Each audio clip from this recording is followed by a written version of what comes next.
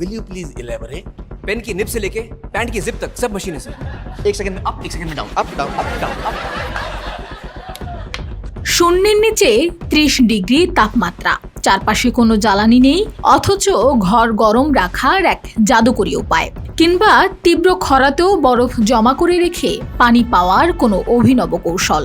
আমাদের চেনা বলিউডের 3 ইডিয়টস ছবির সেই খামখেয়ালি বিজ্ঞানী রাঞ্চুর কথা মনে আছে?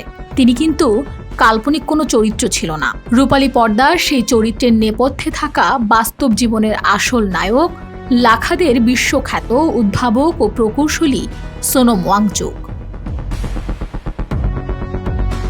1988 সালে লাখাদের ভেঙে পড়া শিক্ষা ব্যবস্থা পুনর্গঠনে তিনি প্রতিষ্ঠা করেন সেকমল।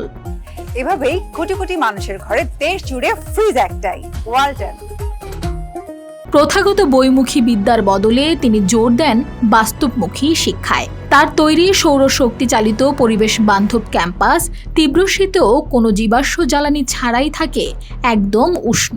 শুধু তাই নয়, লাখাদের চরম সুপেয় পানির সংকট কাটাতে তিনি উদ্ভাবন করেছেন অভিনব আইস স্তূপ বা কৃত্রিম হিমবাহ প্রযুক্তি, যা আন্তর্জাতিক অঙ্গনে কুড়িয়েছে ভূয়সী প্রশংসা। তবে এই দূরদর্শী মানুষটি কেবল গবেষণাগারেই আটকে থাকেনি। শিক্ষা ব্যবস্থার দুর্নীতি প্রতিরোধ, নিয়োগ পরীক্ষার স্বচ্ছতা আনয়ন এবং যুব সমাজের মৌলিক অধিকার রক্ষায় তিনি বারবার রাজপথে নেমেছেন। বর্তমানে তিনি শিক্ষা ব্যবস্থায় সংস্কার ও যুব সমাজের দাবির সমর্থনে আমরণ অনশন সহ বিভিন্ন অহিংস আন্দোলনের নেতৃত্ব দিয়ে আলোচিত হয়েছেন। বিজ্ঞান আর সামাজিক দায়বদ্ধতার এমন বিরল মেলবন্ধন খুব কমই দেখা যায়।